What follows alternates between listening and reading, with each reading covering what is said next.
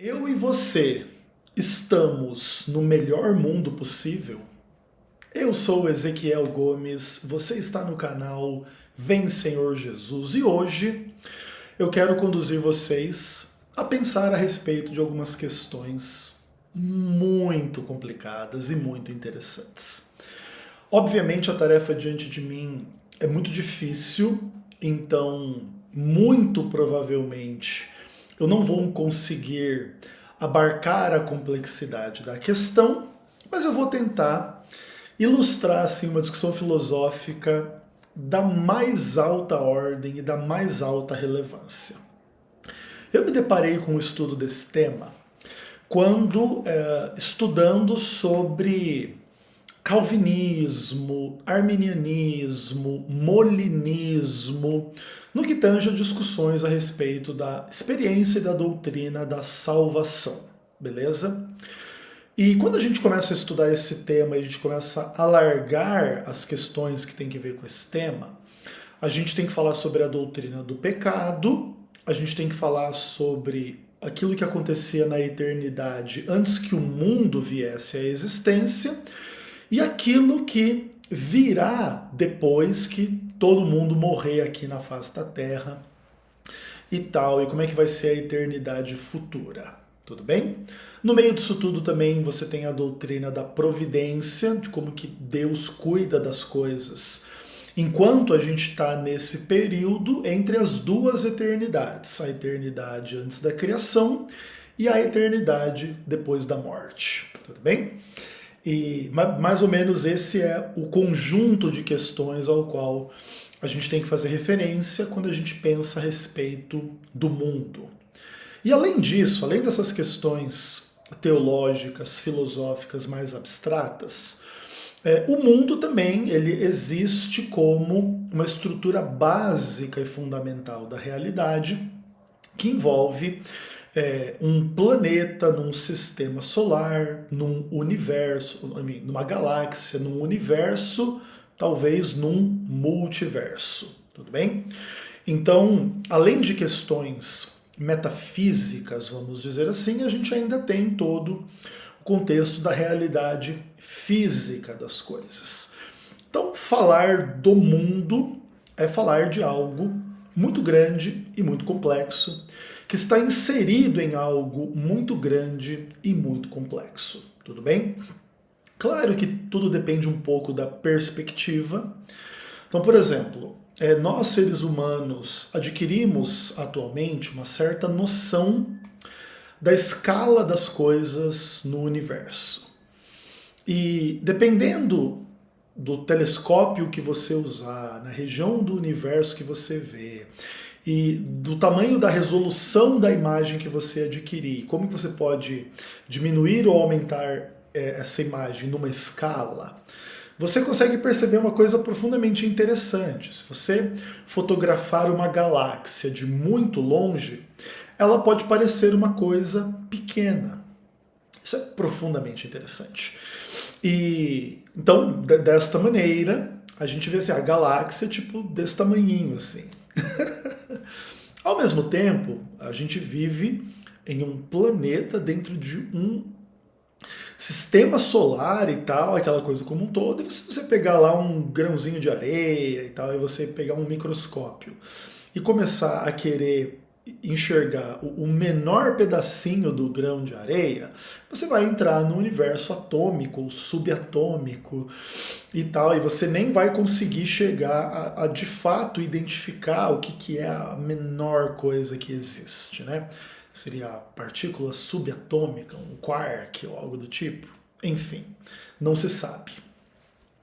E no meio dessa estrutura gigantesca e complicadíssima que tem que ver com a realidade, nós seres humanos existimos numa posição que alguns consideram muito privilegiada e outros consideram assim uma terrível maldição, que tem que ver com a nossa capacidade de raciocinar e pensar e sentir as coisas em função do lugar onde a gente vive, da vida que a gente vive, né?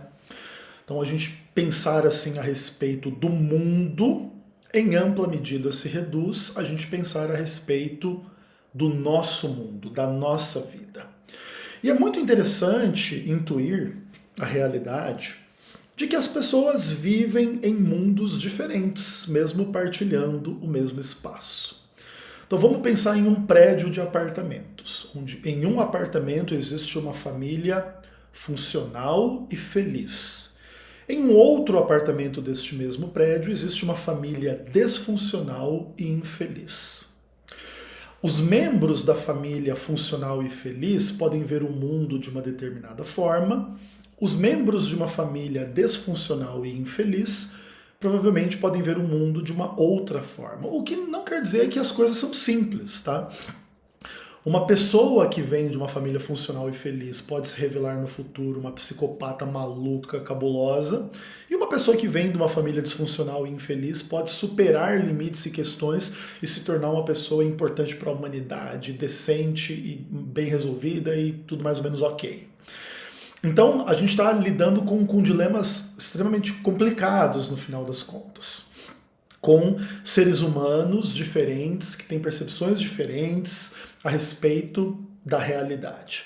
E aqui a gente deu meramente um exemplo básico aqui de uma família funcional e feliz, de uma disfuncional e infeliz, mas a verdade é que o quadro da realidade a respeito de cada família na face da Terra é muito mais amplo e muito mais complexo do que esse raciocínio simplista e binário que a gente faz aqui. E a gente faz o raciocínio simplista e binário justamente para facilitar as percepções da amplitude, da complexidade das discussões, sem pretender, de fato, elucidar a realidade. Porque a realidade é uma coisa muito complicada. Inclusive, é por causa disso que o ser humano, a mente humana, é um pouco inimiga da realidade. Porque, de alguma forma, a realidade ela é um desafio ao nosso intelecto, à nossa cognição e aos nossos sentimentos. A realidade é uma coisa muito cabulosa, muito sinistra, muito incrível, muito ampla, profunda e complexa, que a nossa mente não consegue abarcar, assim como o finito não consegue abarcar o infinito. É claro, se o universo, se o multiverso, se a realidade é infinita de fato ou não, até nem importa tanto. O fato é que a escala da complexidade da gente em comparação com tudo que existe é tipo a comparação entre um grão de areia e um multiverso. Então é óbvio que um multiverso não cabe num grão de areia, ou cabe. Enfim, são paradoxos e questões absurdamente complexas. E nós, seres humanos, a despeito da gente ter capacidade cognitiva e emocional de experimentar o mundo, de refletir sobre o mundo, de entender algumas coisas, como que as coisas são ou não são, a gente simplesmente não consegue desvendar a essência da realidade. Seja no momento em que a gente está existindo, ou nas questões do que aconteceu no passado da humanidade e no que acontecerá no futuro. O que significa dizer que nós vivemos em um certo contexto de incerteza. Ok, isso é interessante, isso é importante para a nossa discussão. Entretanto, o ser humano, ou ele descobriu, ou lhe foi revelado, ou ele intuiu, ou ele imaginou uma solução para, de alguma maneira, se tornar como uma espécie de uma âncora para ele no acesso aos dados da realidade, para que o ser humano não enlouqueça e não se mate diante da complexidade das coisas. Que tem que ver com uma referência a Deus. Eu estou muito consciente de que existem discussões muito complicadas a respeito se Deus existe ou não. Da parte das pessoas que acreditam que Deus existe, existem muitos argumentos, muitas questões interessantes. Por exemplo, uma das coisas é que as coisas são tão profundas, tão complexas, tão cabulosas, tão interligadas, a ponto de, se uma parte da estrutura da realidade faltasse, a outra não funcionaria. E tudo é uma coisa assim tão orgânica, tão ampla, tão cabulosa, aparentemente tão bem pensada, que precisa haver uma entidade que pensou né, nessa estrutura como um todo para que ela viesse a existir de forma funcional. E aqui por forma funcional a gente quer dizer de forma a existir, a propiciar a realidade da vida, a existência. Tanto no nível material, biológico, químico, físico, etc., como a existência desta consciência humana que intui algo para além da química, da física e da biologia, que tem que ver com as discussões metafísicas sobre Deus e diabo e anjos e demônios e espíritos e coisas que vão para além, né, da mera fisicalidade das questões. E aí, no meio dessas discussões, existe toda a discussão da matemática, né, como algo que também faz a ponte entre o abstrato e o concreto, né, e a matemática é a grande linguagem da realidade, né? Mas a gente também não precisa se aprofundar muito, que também é uma discussão absurdamente complexa e eu não sou de exatas, tudo bem? Seja como for, é tudo muito profundo e muito interessante. E da parte daqueles que acreditam em Deus, então, existe um pouco a ideia que Deus se revelou aos seres humanos, né? Por isso os seres humanos acreditam em Deus. E aí Deus, ele acaba funcionando de uma forma muito interessante para dizer assim, olha, eu não entendo tudo, mas eu não me desespero, porque o Deus que me criou entende todas as coisas e eu estou aqui em conexão em relação com Ele. Opa, isso é legal. Então Deus entende como que é a essência da realidade, Deus entende como que a história foi no passado, como que ela será no futuro. Então se eu tenho algum apego a uma relação com Deus, eu estou um pouco mais seguro diante da ampla complexidade das coisas, da história, do presente, do futuro e da realidade do mundo. Beleza. Naturalmente, entretanto, existem muitas pessoas que questionam essas crenças e essas convicções e consideram assim esse apelo à divindade meramente um recurso de um ser humano que se vê diante de uma realidade tão complexa que, para não enlouquecer, tem que inventar um amiguinho imaginário que vai lhe ajudar durante a vida para poder, né, sobreviver. Então, não é Deus que criou o homem, não é Deus que se revelou ao homem, é o homem que inventou Deus na sua própria cabeça para não se matar diante da realidade. E aí existem, obviamente, muitos desdobramentos desta crença ateísta, que tem que ver com a psicologia, tem que ver com um monte de questões para dizer que, na verdade, Deus não existe, tal e tal e tal e tal, tal. Beleza, ok. Seja como for, a despeito da complexidade, se Deus existe ou não, quando a gente começa a intuir a divindade, a gente começa a entrar numa narrativa e numa esfera de discussões profundamente interessantes, né? Que tem que ver assim, ok, então vamos lá, esse nosso amigo imaginário que a gente inventou ou que se revelou a nós porque ele realmente existe. Como que ele é, como que ele não é? E no final das contas, essa pergunta ela vai se tornar, talvez em alguns aspectos, ainda mais complexa do que a discussão sobre como que é o mundo. O mundo já é complexo o suficiente. Quando você pensar no criador do mundo, a coisa se torna mais ampla, porque o criador do mundo ele vai incluir em si mesmo todas as complexidades do mundo que ele criou em si, e aí todos os porquês de que o mundo que ele criou é do jeito que é, certo? Então você começa a entrar numa viagem assim extremamente interessante. E eu preciso dizer que não existe nenhum ser humano na face da Terra que seja o proprietário da correta narrativa a respeito de Deus. E isso inclui os seres humanos individualmente e as religiões de forma específica também. O que inclusive é uma das razões em função das quais existe muita confusão no meio religioso. E que essa confusão ela é insolúvel.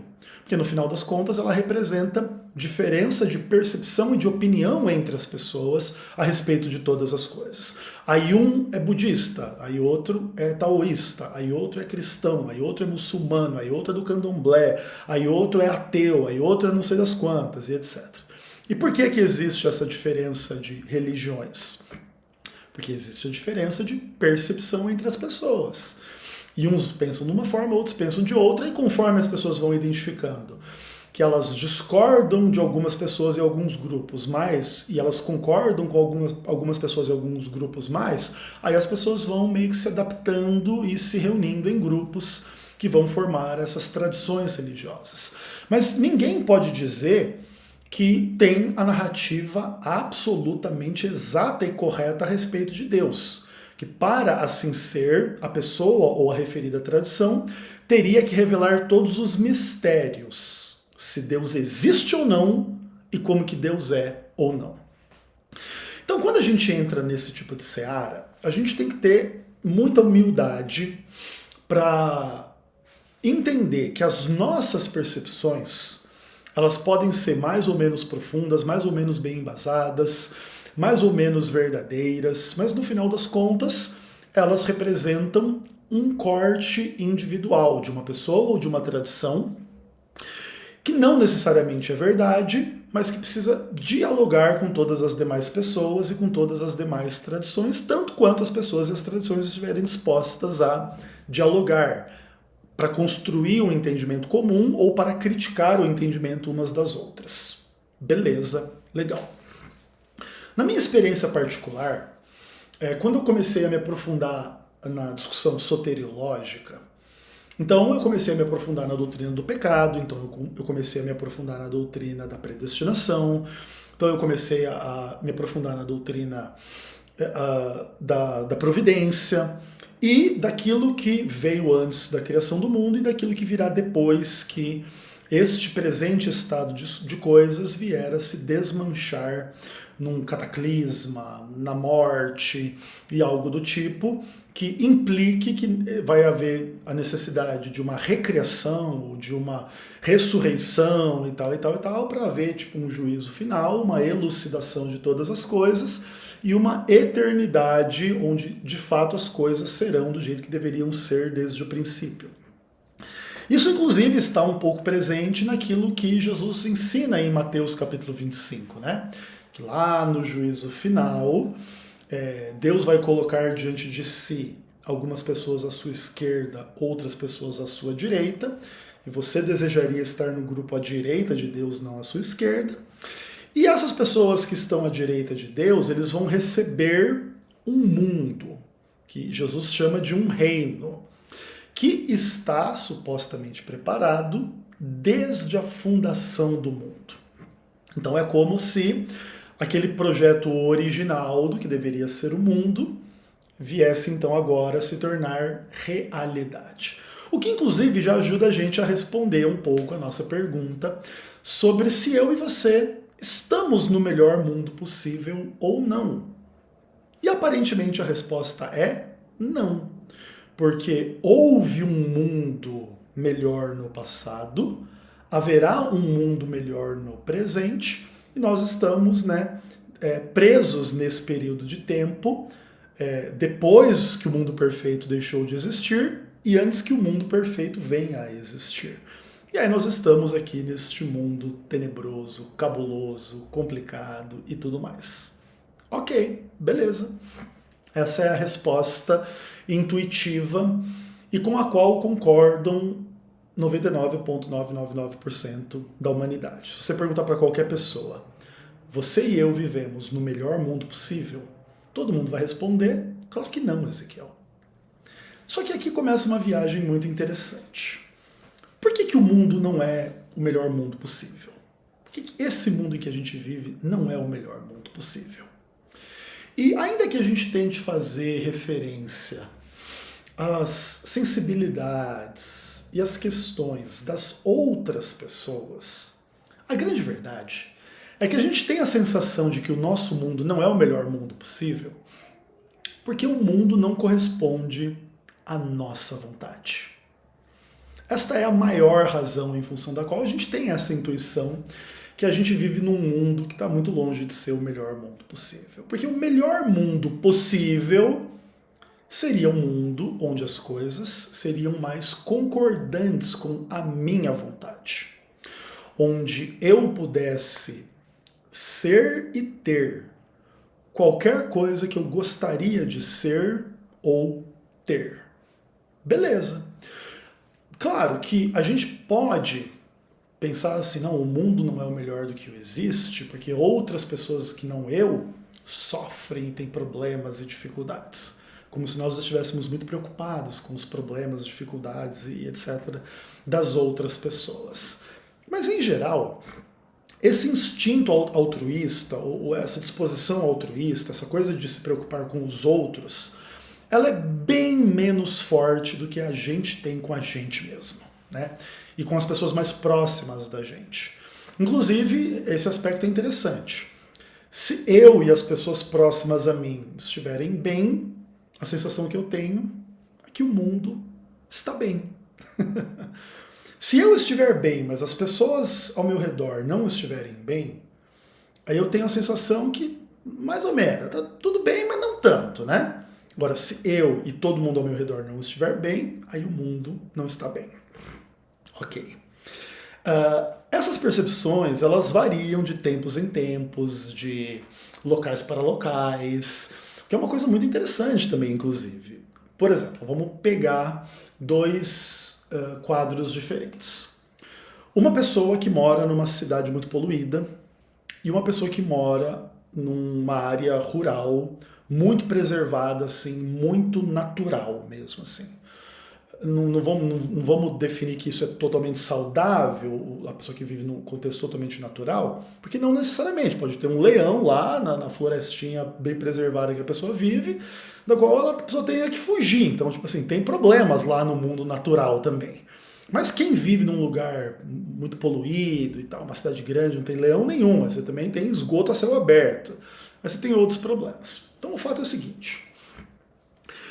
Pessoa que mora num lugar muito poluído, ou uma pessoa que mora tipo numa espécie de uma ilha paradisíaca, mesmo que lá tenha problemas, tem percepções muito diferentes a respeito da condição do mundo, né?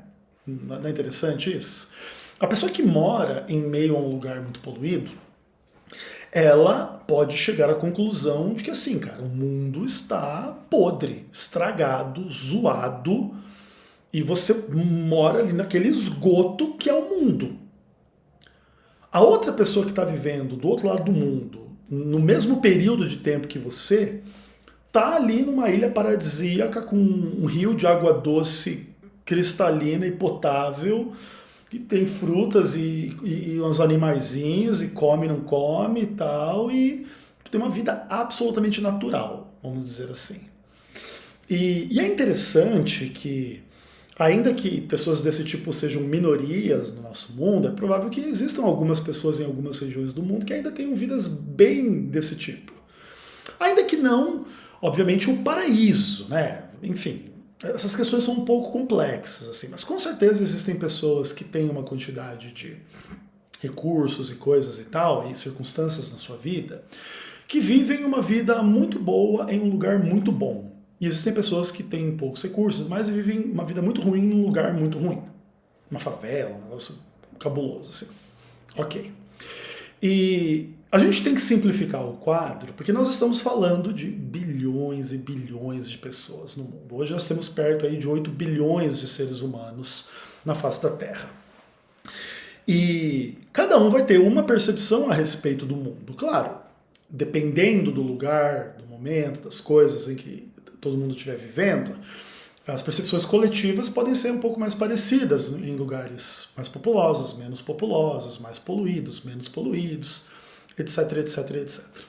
Mas todo mundo, mais ou menos, tem a mesma percepção. O mundo não é o melhor lugar possível, porque eu não sou tudo que eu gostaria de ser, eu não tenho tudo que eu gostaria de ter. Beleza. Todavia, quando a gente começa a discutir essas questões todas, a gente faz referência a Deus, ao que veio antes e ao que virá depois, a gente começa a dividir a humanidade em categorias diferentes, no que tange tanto a origem quanto no que tange ao destino, e a gente começa a tentar intuir uma pessoa que é Deus, que é um pouco diferente da gente, ou muito diferente da gente, no que tange a seguinte questão. Deus, ele não tem que se preocupar nem só com a vida dele particularmente, mas com a vida de todos aqueles que ele virá a criar depois que ele disser lá, haja luz e haverá luz, né? Então Deus lá na eternidade passada, antes que todas as coisas, ou antes que qualquer coisa existisse, ele tinha que levar em conta todas as coisas que viriam a acontecer em função da sua decisão criadora, né? Que inclusive é uma função da onisciência de Deus. Aí eu não vou entrar em discussões muito complicadas, se Deus é onisciente, onipotente, onipresente, sim, não e porquê, se ele é uma pessoa, se não, se ele é uma energia, se, enfim, se ele pensa, se ele não pensa. Inclusive, quais são as implicações de uma pessoa onisciente que pensa? Porque pensar, às vezes, implica raciocínio, dedução, cálculo e tipo assim, eu penso isso, aquilo, então eu concluo aquilo. Um ser onisciente não tem essas experiências, porque ele já sabe todas as coisas sem raciocinar já desde sempre. Nunca houve um período em que um ser onisciente não fosse onisciente, vamos dizer assim. Então, se Deus existe por si mesmo, nunca veio a existir, nunca terminará de existir e é onisciente, Deus não tem raciocínios como nós temos. Porque ele é ilimitado, a gente é limitado. Inclusive, os nossos raciocínios são fruto da nossa limitação.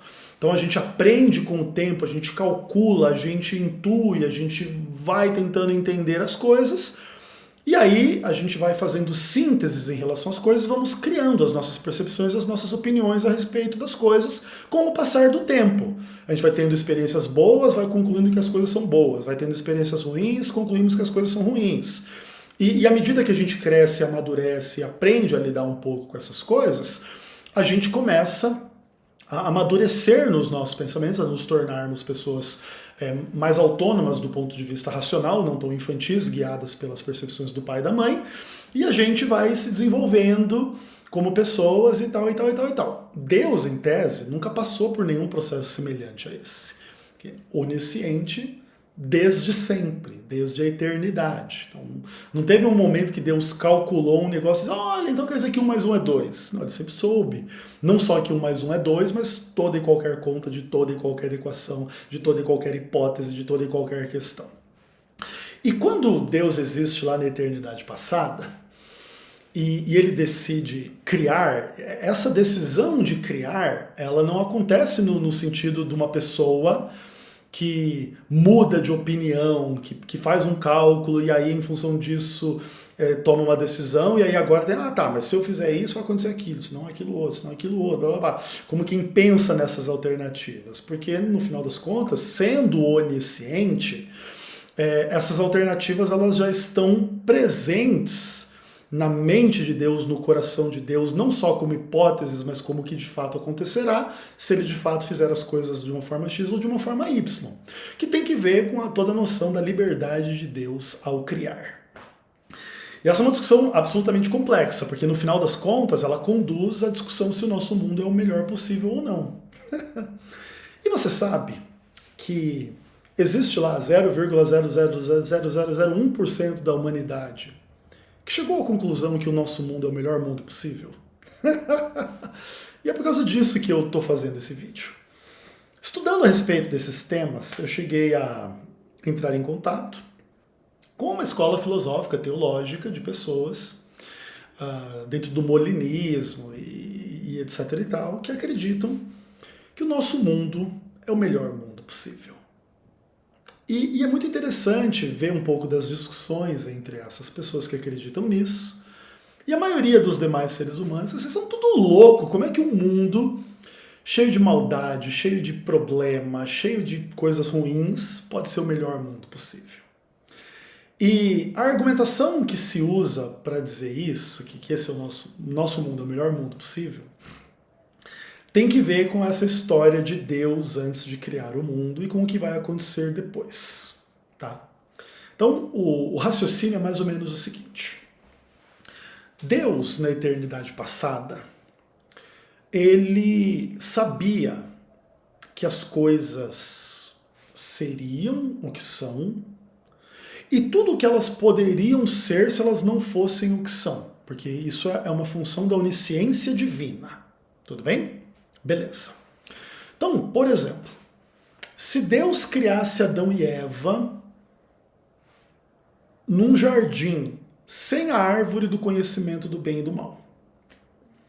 Se Deus criasse Adão e Eva num jardim com a árvore do conhecimento do bem e do mal, quais seriam os futuros possíveis da humanidade em cada um desses cenários? O que implicaria na essência da experiência de Adão e Eva na realidade cada um desses cenários? Qual é o mundo mais desejável por parte de Deus? E muitos calvinistas, inclusive, né, tomam alguns atalhos assim para dizer que Deus queria que Adão e Eva caíssem em pecado, por isso colocou a árvore do conhecimento do bem e do mal, porque Deus queria que Cristo morresse na cruz redimindo os eleitos da humanidade para demonstrar o amor de Deus. Então, tudo era um planozinho assim para fazer as coisas serem como são, para que Deus revelasse o seu amor pelos seus eleitos na cruz do Calvário e fosse louvado por esses eleitos por toda a eternidade. Aí os que não fossem eleitos iam ser jogados no inferno para serem torturados por toda a eternidade, simplesmente por não fazerem parte do grupo eleito, amado por Deus e redimido por Cristo na cruz. E essa é a narrativa calvinista aqui, muito, muito simplificada, mas que corresponde mais ou menos àquilo que de fato os calvinistas creem. Ok, beleza. A gente poderia se aprofundar na explicação de cada um desses pontos aí da visão calvinista, mas a gente não poderia deixar de nos maravilhar no sentido negativo, de querer vomitar diante do quadro, não é verdade? Por isso a gente é inimigo do calvinismo mortalmente. Legal. Pensando a respeito destas questões, o melhor mundo possível lá de Adão e Eva no paraíso, ele tinha que ver com uma discussão absolutamente central assim na vida humana, que tem que ver assim com alguma espécie, algum grau de liberdade da parte dos seres humanos como seres vivos para tomar as suas decisões na vida. Até porque sem isso também é difícil você viver no melhor mundo possível, não é verdade? Se você não tivesse nenhuma escolha, você viveria no melhor mundo possível? Difícil dizer isso, não é? Tipo, mesmo que você se percebesse assim no meio de uma condição aparentemente ideal, mas você não tivesse nenhuma escolha e ninguém tivesse nenhuma escolha ao seu redor, esse mundo ideal ele careceria de maior sentido e maior prazer e maior relevância. E no final das contas, tudo e todos seriam robôs, vamos dizer assim, cumprindo uma ordem pré-estabelecida que não foi pré-estabelecida por ninguém que ali está envolvido, mas pelo ser lá, que seria tipo Deus, que decide como que as coisas serão ou não serão. Porque só ele tem o poder de criar a realidade. Isso tudo é bem interessante, tudo isso é bem polêmico, e a gente está aqui simplificando tudo porque todas essas discussões são gigantescas. Mas o fato é que a decisão de Deus em criar Adão e Eva no paraíso e de colocar lá uma árvorezinha do conhecimento do bem e do mal ilustra, exemplifica, ou estabelece, ou nos faz concluir que Deus, na eternidade passada, antes de criar o mundo, decidiu que um mundo com liberdade é melhor do que um mundo sem liberdade, pelo menos no que tange a experiência dos seres humanos, que inclusive são criados à imagem e semelhança dele.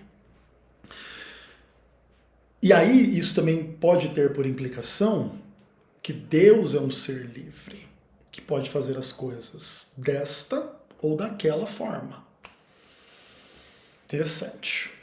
Naturalmente, é importante pressupor e concluir uma diferença qualitativa na existência de Deus e das suas criaturas criadas à sua imagem e semelhança. Até mesmo para você não confundir Deus com as criaturas. Porque Deus é o criador das criaturas, é o oposto, tudo bem? Nesse aspecto. Mas Deus tem a capacidade de criar criaturas, dar vida a elas, que carreguem aspectos da sua imagem e da sua semelhança. E muito provavelmente a liberdade é um dos pontos centrais dessa imagem e dessa semelhança. Legal, muito bom. Entretanto, Deus tem consciência de todas as coisas que acontecerão, ou que poderão, ou que poderiam acontecer, caso tudo fosse diferente do que é. Então, Deus sabe como que o mundo seria se Adão e Eva não tivessem caído em pecado. Deus literalmente sabe. Não é só uma coisa que ele imagina, ele sabe. Todavia, a liberdade, ela não é liberdade se você de fato não tem a escolha de fazer o oposto, né? Então, por exemplo, Deus cria Adão e Eva, coloca eles no jardim do paraíso e coloca lá a árvore do conhecimento do bem e do mal e diz para eles, não comam essa árvore, porque se vocês comerem vai dar uma merda aqui por algum período de tempo. Ok, aí o mundo vai deixar de ser o melhor mundo possível, ou será que não vai deixar? Ok, beleza. E vamos dizer que Deus fizesse tudo isso, mas no momento em que Adão e Eva fossem comer o fruto do conhecimento do bem e do mal, Deus lhes proibisse de assim fazer.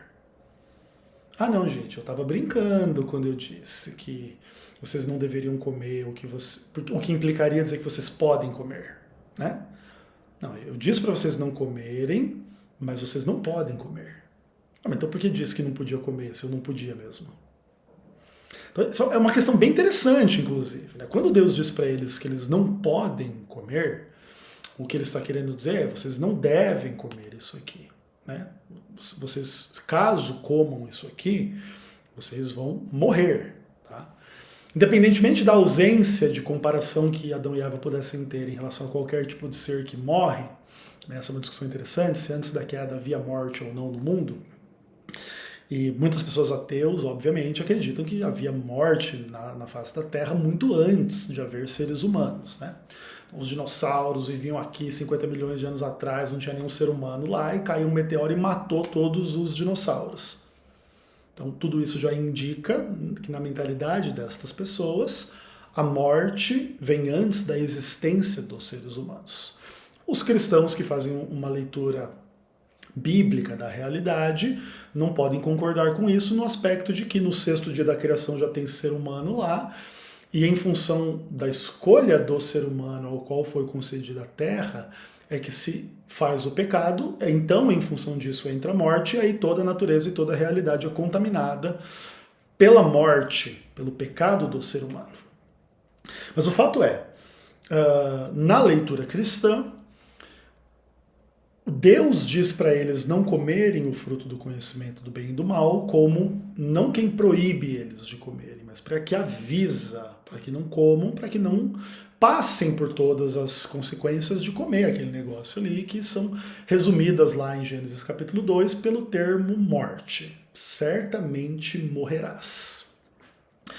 Mas todo esse contexto indica que Deus queria que as pessoas fossem literalmente livres, porque esse mundo era melhor do que um mundo onde as pessoas não eram livres. E o preço da liberdade é poder fazer o que não se deve fazer, né? Esse é o melhor mundo possível. E aí o que acontece? Eles decidem, mesmo podendo obedecer a Deus, desobedecer. E eles vão sofrer as consequências de desobedecer.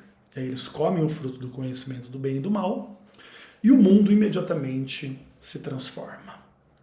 E aí um anjo com uma espada é colocado no caminho da árvore da vida para que Adão e Eva, não, depois de comerem o fruto do conhecimento do bem e do mal, não viessem a comer da árvore da vida, e aí o mundo se tornaria eternamente pecador, né? E aí Deus coloca esse limite, Deus não permite isso.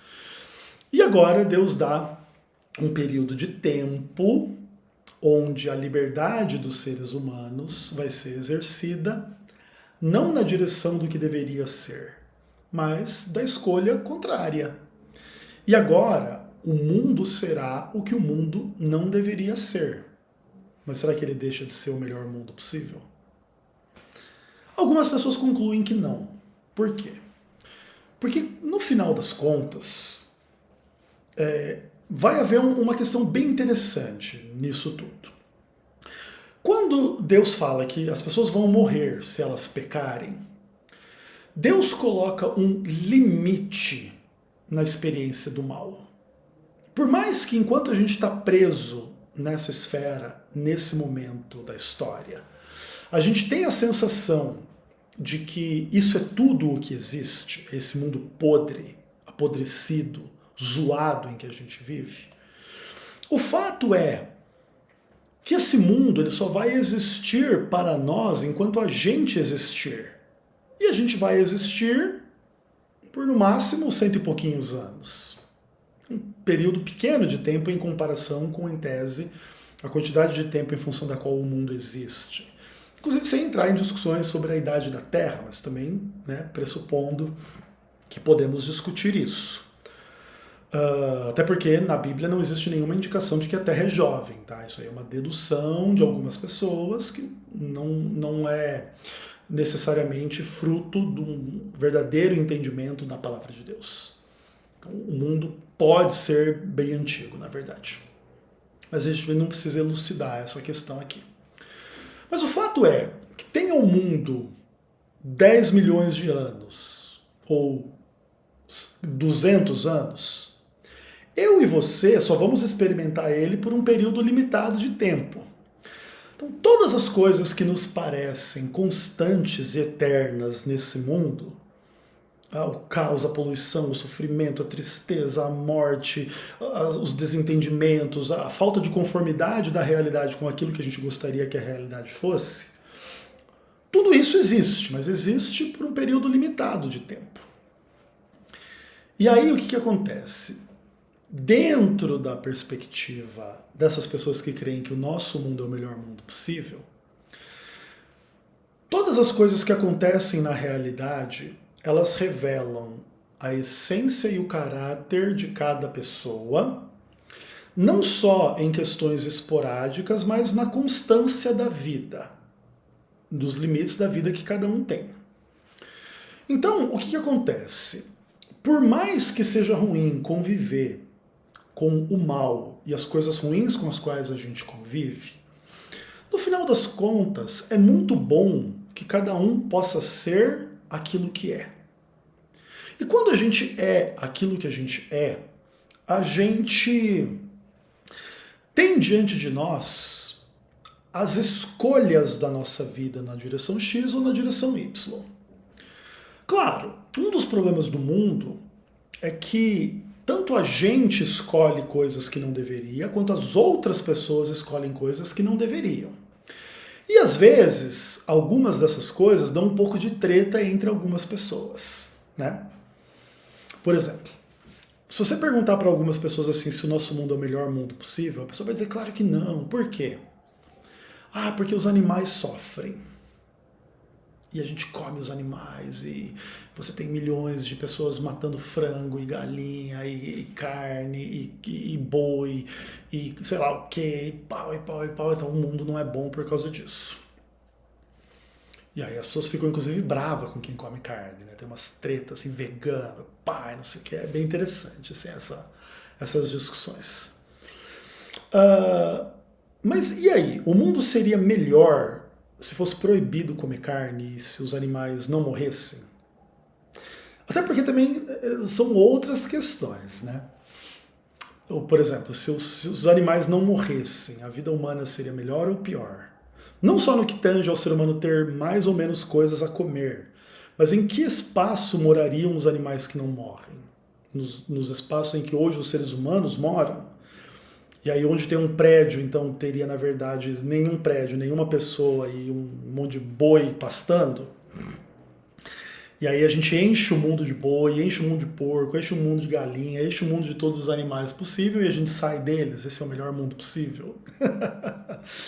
E também algumas pessoas poderiam dizer assim, não precisa ser assim tão radical. A gente pode conviver com os animais, mas não pode comer eles. E por que pode? Por que não pode? Ninguém tem liberdade de comer um bife, assim, realmente é um crime, um absurdo. E as pessoas nunca vão concordar a respeito dessas coisas. Não só porque nós somos egoístas, a gente quer só matar o boi, comer o bife e acabou, como do outro lado também há um egoísmo de dizer, não, eu estou satisfeito sendo vegano, se você não está, você é um imbecil, você deveria estar satisfeito junto comigo e acabou. Todo mundo é egoísta nessa história. E aqui a gente está ilustrando um problema que, de forma muito superficial, porque essa é uma discussão gigantesca, né? O sofrimento dos animais é uma discussão ética, moral, espiritual gigantesca. Né? Inclusive existem tradições religiosas que vão na direção de minimizar ou de evitar ao máximo o sofrimento dos animais. O próprio Adventismo do sétimo dia, quando prega o ideal vegetariano, carrega um pouco desse germe, né? Ainda que também tem um pouco de treta dentro da igreja, porque de acordo com os princípios de Romanos 14, isso nem deveria ser uma discussão, porque quem come não reclama de quem não come não reclama de quem come, seja a carne ou seja vegetais, e tá tudo certo, na mentalidade bíblica. Mas também nem todo mundo aceita a mentalidade bíblica como sendo correta. E existem muitas pessoas que colocam o seu vegetarianismo ou o seu veganismo acima da revelação bíblica e acham que a tolerância para com quem come carne não deveria existir, porque todo mundo deveria ser vegetariano e vegano e que o mundo seria muito melhor. Só que aí, nesses aspectos, não só no aspecto da discussão vegana ou vegetariana, mas em todos os outros aspectos da realidade, é um pouco difícil para a gente fazer esse julgamento, porque nós teríamos que ter a experiência de como que o mundo seria se ele não fosse do jeito que é, para ver se realmente seria melhor ou não. Então, como que seria assim a realidade ideal nesse tipo de aspecto, assim, para a gente eliminar as discussões? Beleza, galera. O melhor mundo possível é um mundo onde o ser humano não come animais. Não, o melhor mundo possível é onde o ser humano come animais. Então você teria que ter dois mundos e comparar os resultados dessas duas práticas nos dois mundos. Não adianta você comparar quem come carne com quem come carne nesse mundo. Você teria que de fato ter dois mundos diferentes. Em um as pessoas comem carne, em outras as pessoas não comem carne, e aí você teria que comparar. De fato, seriam dois mundos idênticos. A única coisa que ia mudar era comer carne ou não comer carne. Teria menos doenças, mais doenças, teria mais nutrição, menos nutrição, teria mais força, menos força, as pessoas viveriam mais ou viveriam menos. Cada pessoa em específico, porque também não é só uma pessoa ou outra. Você poderia dizer assim, não, esse vovozinho vegano foi vegano a vida inteira, morreu com 110 anos. Esse rapaz carnívoro morreu com 20 anos, então ser vegano é melhor do que ser carnívoro. Ok, você pode tentar fazer comparações desse tipo. Mas aí você poderia fazer uma coisa contrária. Essa pessoa vegana morreu de câncer aos 30 anos, esse cara comeu carne e viveu até 110 anos. Comer carne é melhor do que ser vegano.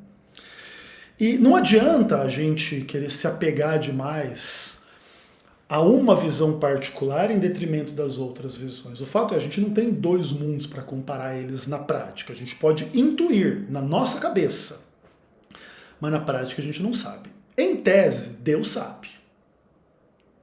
Deus sabe um mundo melhor que seria, ou como seria de fato o mundo se essa, por exemplo, coisa mudasse ou não. E não só isso, aí você para pensar em todas as demais discussões na face da Terra. Como que seria um mundo melhor? Um mundo onde gay é reprimido, onde o gay é celebrado. Um mundo onde todo mundo transa com quem quiser, um mundo onde você tem uma mulher só e faz filho e tem um casamento.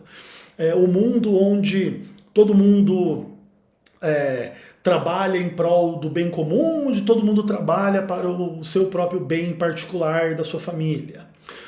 O que é o melhor mundo? É o mundo capitalista ou é o mundo comunista, ou socialista, ou anarquista, ou sei lá o quê? Qual que é o melhor mundo? É o mundo onde Corinthians e Palmeiras são rivais ou onde corintianos e palmeirenses são não rivais? Como que é o melhor mundo? O mundo com religião ou o mundo sem religião? Como que é o melhor mundo? O mundo onde é todo mundo bonito, onde é todo mundo feio, onde algumas pessoas são bonitas e outras feias? O que é um mundo melhor? É um mundo onde as pessoas todas morrem de velhice ou também podem morrer de acidente, de doença e outras coisas, que não seja velhice? E todos nós podemos ter as nossas opiniões a esse respeito. Mas a grande verdade é que a gente não sabe. A gente pode crer. Não, eu creio que se todo mundo fosse corintiano, se eu pudesse transar com qualquer mulher linda do mundo, e se eu tivesse mais dinheiro, se eu fosse mais bonito, se eu pudesse comer o que eu quisesse, se ninguém comesse carne, se fosse assim, o mundo seria melhor. Ok, eu posso ter total direito de pensar dessa forma. Mas isso é uma mera crença, isso não é um fato. Isso não é uma realidade, isso não é algo que você pode dizer que é. A não ser na sua cabeça, mas a sua cabeça ou a minha cabeça não são o padrão da realidade. A gente é só uma peça da realidade, não a gente que controla e que define e que diz o que é bom e o que não é bom. E as pessoas que pensam que o nosso mundo é o melhor mundo possível, elas entendem assim, que como Deus é perfeito, e Deus deu escolha aos seres humanos, e agora essas escolhas estão sendo exercidas nesse mundo, esse mundo é o melhor mundo possível. Todavia, com um porém muito importante. Esse mundo chegará ao fim e no juízo final, Deus elucidará tudo para todas as pessoas. E diferenciará quem ama a vida, quem ama a Deus, quem ama a si mesmo, quem ama o próximo, e quem não ama a Deus, quem não ama a vida, quem não ama a si mesmo, quem não ama o próximo, e essas pessoas terão destinos eternos diferentes. Os ímpios serão aniquilados e deixarão de existir, e os justos, os salvos, o pessoal da fé, do amor, tal, vai viver eternamente com Deus e tudo mais. E nesse aspecto, aí quando isso acontecer, aí o mundo será o melhor mundo possível no sentido de não mais conter nem o sofrimento animal, nem o sofrimento do ser humano, nem as coisas todas que nos machucam e que colocam desafios tanto cognitivos quanto emocionais diante de nós, porque a gente simplesmente discorda de como as coisas são. E é muito importante a gente levar essas questões em consideração, não para criar na nossa cabeça o que seria o melhor mundo possível e ficar reclamando da realidade por ela não ser do jeito que a gente gostaria que fosse. Intuir a existência de Deus, a sabedoria de Deus ao criar e ao conduzir as coisas ao seu destino eterno, faz com que a gente se angustie menos com os problemas do presente. E claro, isso é uma coisa boa e uma coisa ruim ao mesmo tempo. Do lado bom, você não se desespera tanto com as coisas ruins. Mas do lado ruim, também às vezes você admite as coisas ruins de uma forma como se elas fossem normais e naturais e tipo assim, que se exploda, entendeu? Tem esse aspecto um pouco negativo desta crença, né? Da crença em Deus. Mas é um pouco difícil a gente solucionar esse dilema, né? Se nós deveríamos então deixar a crença em Deus e no mundo perfeito futuro de lado para tentar criar o paraíso aqui na Terra. E no final criar o paraíso aqui na Terra nunca vai funcionar porque as pessoas discordam do que é o paraíso. Porque para um o paraíso é todo mundo comendo alface e para o outro o paraíso é todo mundo comendo churrasco. Não tem como coadunar as vontades das pessoas numa única direção sem matar quem discorda. E aí vira todo mundo vegano, mas matando quem come carne. Como você ousa fazer o animal sofrer? Morra, seu desgraçado! Aí você faz o ser humano sofrer. Ou você faz o ser humano sofrer, sei lá, desnutrição porque não pode comer carne. Tem pessoa que come arroz, feijão e carne. Se a pessoa comer só arroz e feijão, ela vai ter uma nutrição pior do que comer arroz, feijão e carne. Aí você vai colocar o animal acima do ser humano, para o ser humano comer só arroz e feijão, ser mais desnutrido, ter mais problemas XYZ, porque você não consegue lidar com as implicações mentais ou emocionais da morte dos animais.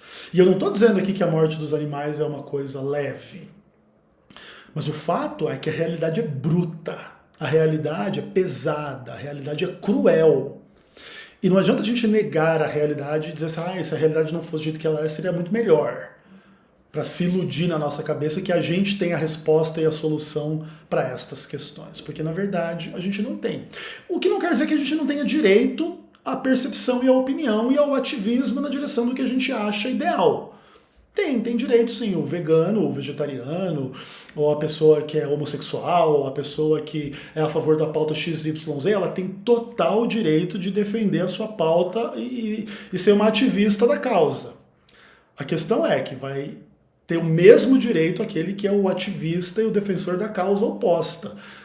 De que tem que ser heterossexual e que tem que comer carne mesmo e que tal, e etc, e etc, e etc. Em todas as discordâncias que puderem existir entre os seres humanos. E no final das contas, todo mundo revela a essência do seu caráter na sua história de vida, todo mundo será julgado em função deste caráter e desta história de vida, e terá o destino eterno condizente com a justiça daquilo que tem que ver com o seu caráter e com a sua vida, para de fato conter todas as pessoas que puderem querer fazer qualquer coisa e que isso não vai ser o mal, vamos dizer assim, né? As únicas pessoas que não são salvas são aquelas que fariam o mal na eternidade. Como não se admite o mal na eternidade, quem faria o mal na eternidade não vai para lá. E aqui esse mundo ele é meramente esta antessala da eternidade. Nesse aspecto, ele é o melhor mundo possível. Não porque ele é o paraíso da eternidade, mas porque ele é o lugar onde todo mundo pode demonstrar ser o que é e onde Deus vai poder demonstrar a sua justiça. Por que que lá na eternidade, lá no paraíso, lá na vida eterna, só vai ter um tipo de gente e não outro tipo de gente? E não adianta a gente tentar fazer esse corte no lugar de Deus. Veganos vão para o céu, não veganos vão para o inferno. Não é simples assim. Tem pessoa que come carne e tem um bom caráter, tem pessoa que é vegana e que é mau caráter. Em questões profundas e essenciais e tudo mais. Tem pessoas homossexuais bom caráter, tem pessoa heterossexual mau caráter.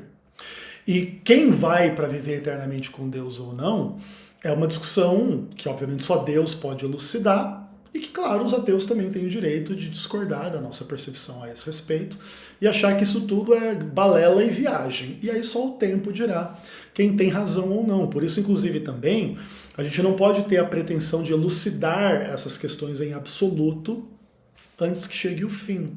Ou o fim do mundo, ou o fim da nossa história, para a gente ver daí o que acontece depois do fim, se é que acontece alguma coisa. Essa é uma discussão muito interessante, muito legal, espero ter conseguido ilustrar ela de uma boa forma a despeito das limitações do tempo aqui na nossa conversa, e agradeço a você que tem disposição de ouvir esse papo uma hora na sua cabeça. Deus te abençoe, até o próximo vídeo, se Deus quiser.